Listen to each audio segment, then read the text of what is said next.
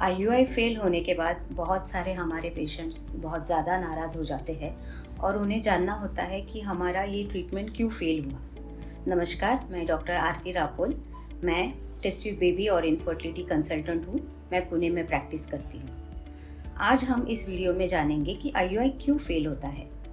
IUI यानी intra uterine insemination, ये एक प्रोसीजर है जिसमें हम हस्बैंड का सीमेन सैंपल वॉश करके उसमें से बेस्ट वाले स्पर्म्स यूट्रस में डिपॉजिट करते हैं एक छोटे से टाइनी कैथेटर के द्वारा। आईयूआई का सक्सेस रेट करीबन 10 to 15% है, जो नेचुरल कंसेप्शन से तो ज़्यादा है, लेकिन इसका सक्सेस रेट आईवीएफ के कंपैरिजन में बहुत ज़्यादा कम है। ये इसलिए कम है क्योंकि जब हम सीमेन सैंपल अंदर डालते हैं, उसके बाद शरीर के अंदर जो कुछ होता है उसे जानने के लिए कोई टेक्नोलॉजी हमारे पास नहीं है। सीमन अंदर जाने के बाद फर्टिलाइजेशन हुआ या नहीं, एम्ब्रियो बना या नहीं, एम्ब्रियो बनने के बाद भी एम्ब्रियो की क्वालिटी क्या थी, उसके बाद एम्ब्रियो ट्यूब से होते हुए यूट्रस के अंदर आया या नहीं, उसके बाद फाइनली इम्प्लांटेशन के दौरान कुछ प्रॉब्लम हुआ, ये भी हम नहीं जान पाते। इसी वजह से सक्सेस रेट आईयूआई का कम है। पहले हम देखते हैं कि सक्सेसफुल आईयूआई के लिए क्या चीज़ों की ज़रूरत है। पहले तो सबसे इम्पॉर्टेंट, हस्बैंड का जो सीमेन सैंपल है उसका काउंट और मोटिलिटी अच्छा होना ज़रूरी है। सेकंड, आपके एग्स अच्छे बनने चाहिए, वो राइट टाइम पे रप्चर या ओव्यूलेशन सही टाइम पे होना ज़रूरी है, एक क्वालिटी अच्छा होना ज़रूरी है। और थर्ड, द एंडोमेट्रियम, मतलब अंदरूनी लाइनिंग यूट्रस की अंदरूनी परत, वो अच्छा होना ज़रूरी है, उसका थिकनेस अच्छा होना ज़रूरी है, साथ ही उसका ब्लड फ्लो भी बहुत ज़्यादा इम्पॉर्टेंट है। अभी आईयूआई क्यों फेल होता है? आईयूआई तब फेल होता है जब आपके हस्बैंड का सीमेन सैंपल में काउंट और मोटिलिटी बहुत ज़्यादा कम हो।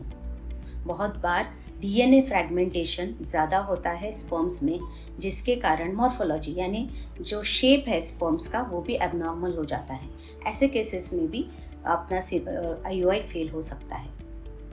आईयूआई में जो वॉश करने के बाद वाला सीमेन सैंपल का काउंट है वो करीबन मोर देन 10 मिलियन होना ज़रूरी है, जो सारे 10 मिलियन स्पर्म्स का प्रोग्रेसिव मोटिलिटी अच्छा होना ज़रूरी है।